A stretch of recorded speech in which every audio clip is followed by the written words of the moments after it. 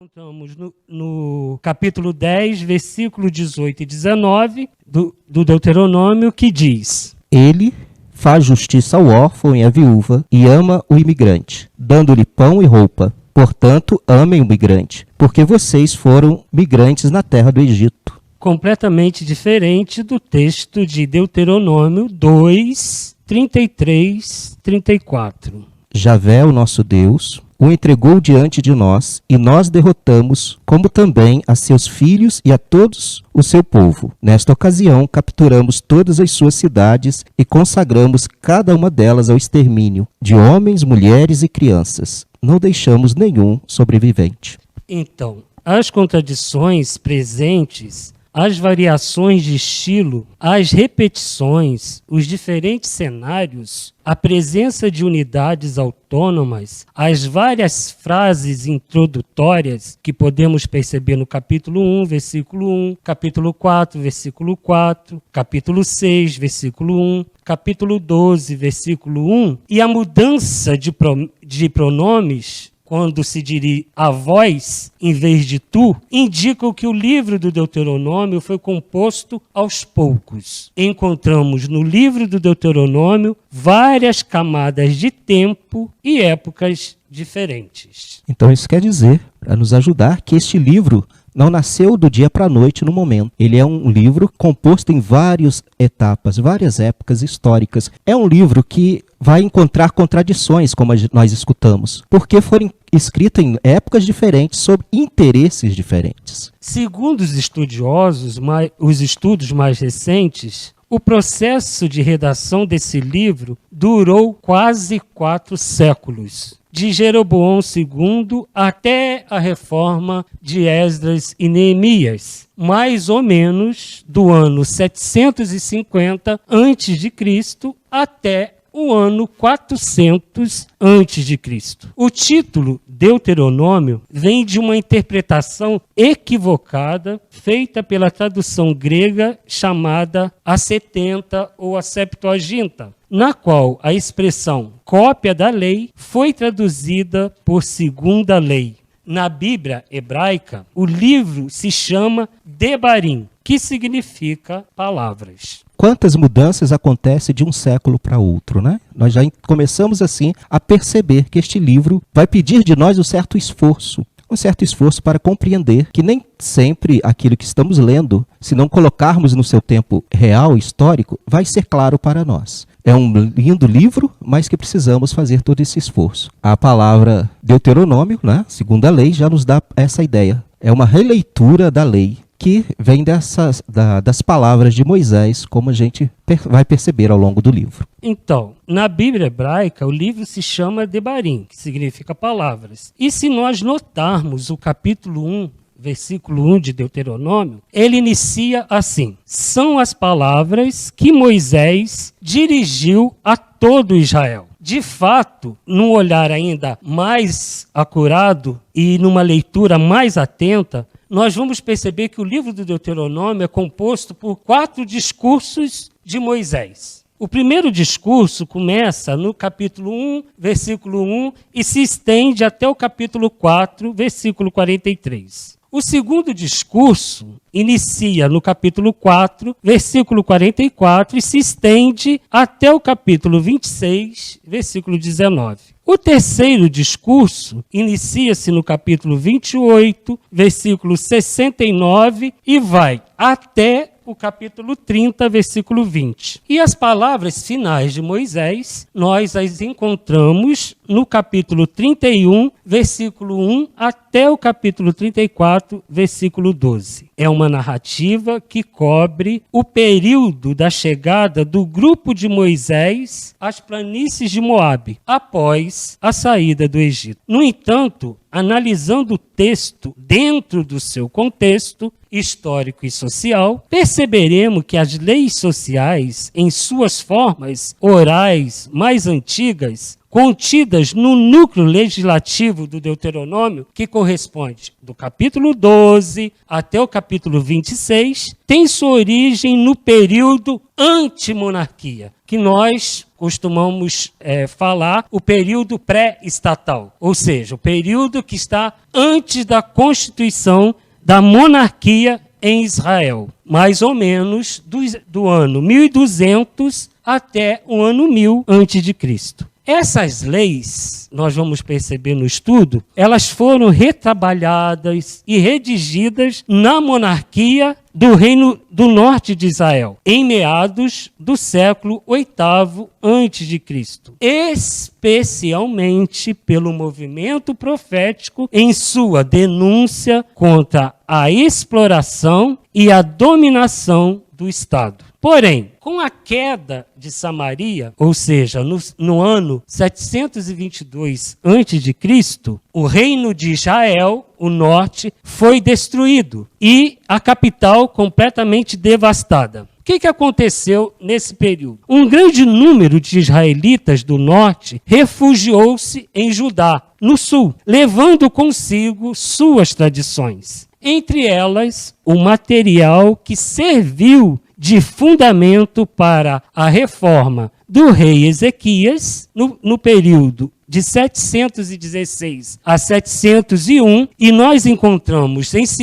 Reis, capítulo 18, a menção da reforma de Ezequias, que estava preparando a guerra contra a Síria. O material foi revisado e ampliado pelos escribas do rei, chamados de deuteronomistas. Eles produziram o que nós hoje chamamos de capítulo 12 ao capítulo 26, que provavelmente corresponde ao livro da lei, no qual se refere 2 Reis, capítulo 22, versículo 8.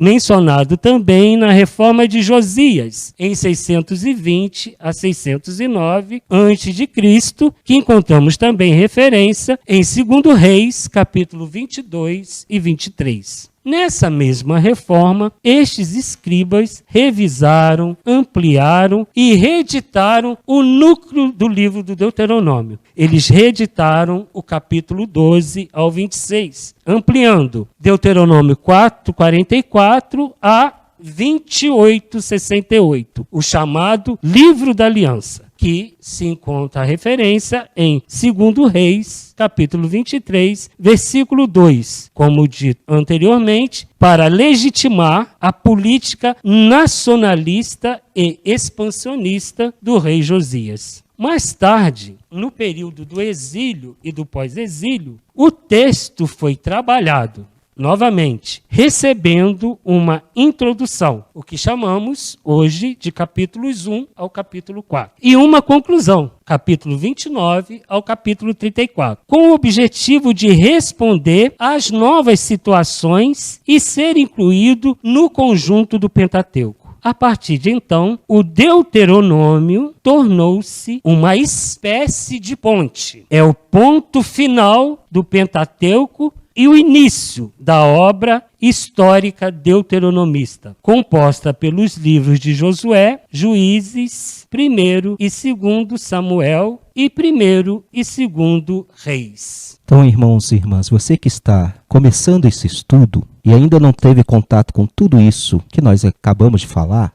você depois dessa live vai olhar a sua Bíblia e vai ver se não tem um período histórico. Hoje várias traduções nos trazem isso e você vai perceber ali esses vários períodos históricos. Então esse livro, para você que está começando, 2 informações são importantes. Primeiro, eles estão fazendo a releitura do tempo de Moisés. Então não estamos no tempo de Moisés, estamos lá na frente. Primeiro ponto. O segundo ponto, ele foi construído ao longo de muito tempo.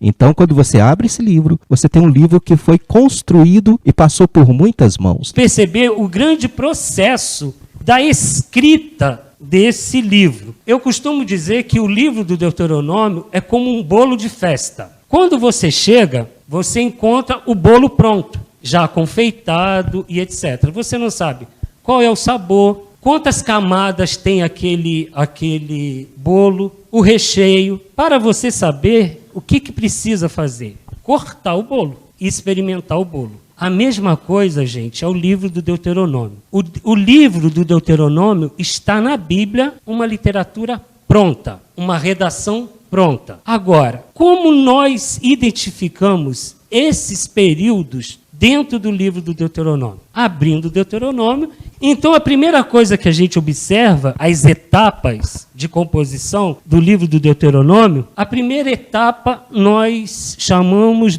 o Deuteronômio na companhia da oralidade, que foi o período lá da formação do povo de Israel, o período dos pais, das mães, de Abraão, de Sara, de Isaac, de Jacó, de Rebeca, de Lia. Esse é o período da oralidade que se estendeu até o período tribal, que nós encontramos algumas referências no livro dos Juízes. Nesse período, as leis, os costumes, não era formalizada dessa forma como está no livro do Deuteronômio. Os costumes eram transmitidos de pai para filho, na casa, na família, na tribo e no clã. Depois, esse livro, ele tem um segundo momento de redação desse livro, que foi o período que nós chamamos o Deuteronômio na companhia da profecia. O que isso significa? Os profetas do Reino do Norte e do Reino do Sul, principalmente os profetas do final do século VIII, e aí nós temos 4 grandes profetas, o primeiro Isaías, Miqueias, Oséias e Amós. Eles guardam na sua profecia